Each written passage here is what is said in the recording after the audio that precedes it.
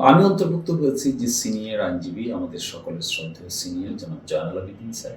তিনি আমাকে একদিন ডেকে নিয়ে বললেন যে, "এই সিদ্ধান্ত হয়েছে যে তত্ত্বাবধায়ক সরকার যে মামলা আছে, যেটি আপিল বিভাগে তত্ত্বাবধায়ক সরকার যে 13 অ্যামেন্ডমেন্ট এটিকে বাতিল করে দিয়েছিল মেজরিটির জাজমেন্টের মাধ্যমে 4:3, সেই জাজমেন্ট রিভিউ করার সিদ্ধান্ত হয়েছে।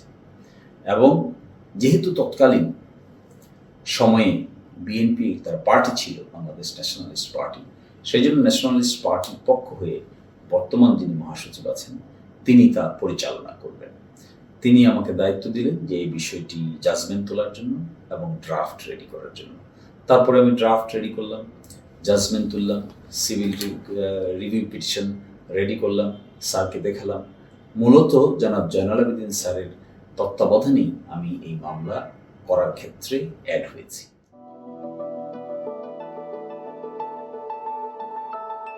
এই মামলাটায় আমরা ক্রিমিনাল রিভিউ পিটিশন ফাইল করেছিলাম। ওনার মৃত্যুদণ্ড আপিলে বহাল হয়েছিল। তারপরে আমরা ক্রিমিনাল রিভিউ পিটিশন ফাইল করি। এই রিভিউ পিটিশনটি আমরা শুনানির জন্য এনেছি।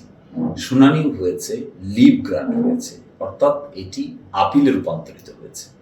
তো লিভ গ্রান্টিং অর্ডারটা এখনো বের হয়নি। আশা করি আমরা 22 তারিখে পরবর্তী ডেট নির্ধারণ করা আছে। এরই মধ্যে বাকি সব কর্মকাণ্ড সম্পন্ন করে কোর্ট খোলার সাথে সাথেই এটিও শুনানি, বাকি অংশ শুনানি শুরু হবে।